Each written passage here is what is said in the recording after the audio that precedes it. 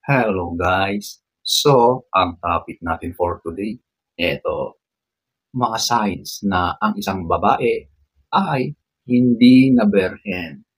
So, kung gusto mong malaman ang mga ito, panoorin mo ito.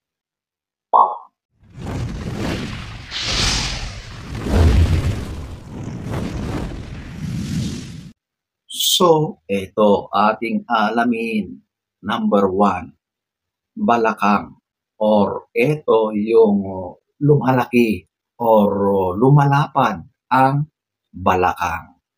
Although may katotohanan yan na ang isang babae at yan ay nabuntis, ang hips talaga niyan or yung balakang ay lumalapad, getting ready doon sa panganganak. Pero hindi yan 100% proof na yan na ay hindi na birhen. Kasi may mga kababaihan na nag-i-engage sa ganitong activity pero hindi mo siya makitaan ng ganong physical na pagbabago. So, yan ay may katotohanan at yan din ay isang katang-isip lamang.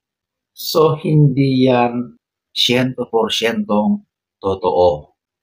So, ayan po ang number 1.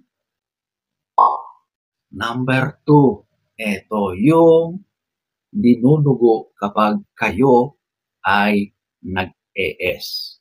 Oo. Ito ay isang misconception na akala nila kapag yan ay dinugo ay virgin pa yan. Pero hindi yan totoo. Kasi may mga factors na nag-i-influence kaya siya nagkakaganyan dahil sa mga ganitong factor. So maaring hindi pa siya handa, kaya siya ay dinugo. Yung napipilitan lang siya, ninenervyos siya, kaya doon sa parte na yon ay hindi handa sa isang panauhin na pumasok. Kaya nagkakaroon ng mga ganyang pangyayari. Although may katotohanan, pero it is not 100% accurate na sabihin. Okay? So, it is a mixture of a bit of truth and mostly ay haka-haka or myth. Okay? So, ayan po ang number 2. Number 3, ito yung maluwag. So, ito ulit yung kapag kayo na ay nasa akto at pakiramdam ng lalaki na ang kanyang partner ay sobrang ganon, di ba? Hindi niya nakukuha yung gusto niya dahil pakiramdam niya ay ganon nga, maluwag yung parte na yun. Pero hindi yan pwedeng sabihin na ganon ay siya na ay hindi na birhen. Okay? May mga factors ulit na naglilid para sa ganyan. Yung kahandaan ng babae para sa kanyang panauhin, kapag handang-handa yan, sigurado na ganon ang mararamdaman ng lalaki. At depende na rin yan sa lalaki na papasok doon. Kung yan ay talagang masigla, malaki, sigurado na iba ang kanyang pakiramdam. At kung yan naman ay hindi nabiyayaan ng ganon, di ba? Hindi siya kalakihan, sigurado na ang pakiramdam niya, siya ay sumusuot sa isang malaking utas. Ganun po yun. So, yung pakiramdam na yan ay maraming nag-i-influence para ang pakiramdam na yan ay ganon. Number 4, ito yung malaki ang awang. So, ito yung tungkol sa kanyang paglalakad or kapag nakita mo yung babae na nakatayo, tapos medyo merong space doon sa pagitan sa baba, sabi ng iba ay hindi na daw birhen. Pero walang katotohanan yan. Yan po ay pangangatawan ng individual na yan. Yan po yung korte ng katawan niya. At walang connection yan sa kung siya man ay birhen o hindi. Okay? Walang connection yun. Okay? Sadyang may mga babae na ganon talaga ang physical structure ng katawan nila. Yung iba naman, iba. So magkakaiba yan. Ang katawan natin ay iba-iba ang korte. So most of the time, yan ay influence ng lahi, yung genes, genetics, di ba? So yung mga nagsasabi na hindi na berhen dahil maluwag yung space na yun, wala pong katotohanan yun. Number 4. Number 5, eto, sobrang magaling at mahusay. Kapag ikaw nga naman ay marami ng karanasan pagdating sa ganyang bagay, sigurado na marami kang natutunan along the way. At kapag nasa ganyan na kayong akto, yan na yung ginagawa mo. So, merong katotohanan na kapag ang babae ay sobrang magaling na, talagang expert na siya sa bagay na yun, malaki ang chances na yan na ay marami ng karanasan. So, kapag sinabing maraming karanasan, syempre hindi na yan berhen. Okay?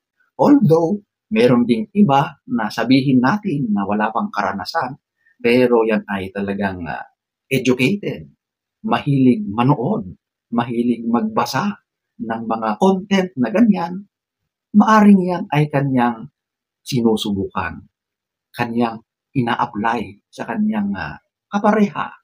So, yan po ay 50-50 ulit. Okay? So, ayan po ang number 5.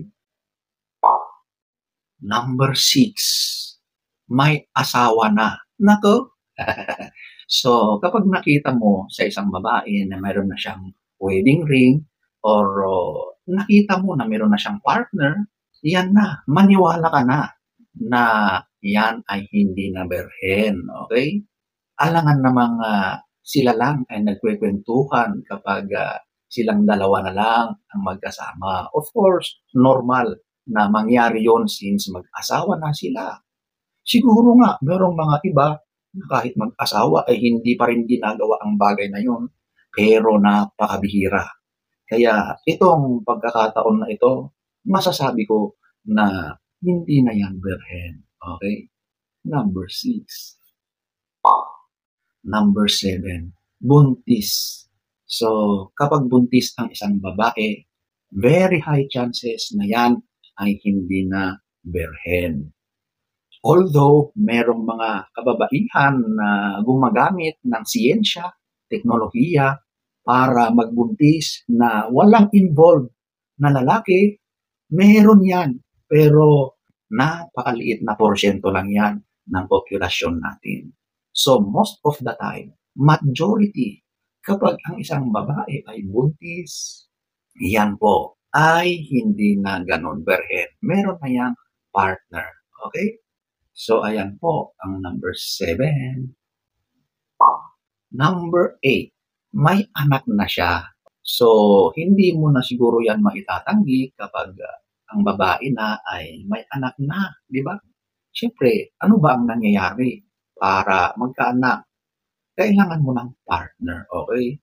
Although, tulad ng aking sinabi kanina, meron talagang technology or science na pagdating sa ganyan ay nabubuntis pa ang isang babae kahit walang partner. Pero yan ay napakaliit na porsyento lamang. Iilan lamang sila. So majority ng mga babae na nabuntis or may mga anak na, sigurado na nagkaroon na yan ng partner, ng experience sa bagay na yan. Okay? So, ayan po ang number 8.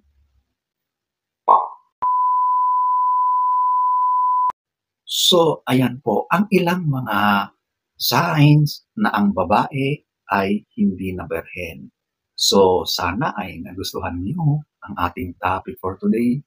Next story time. Don't forget to subscribe.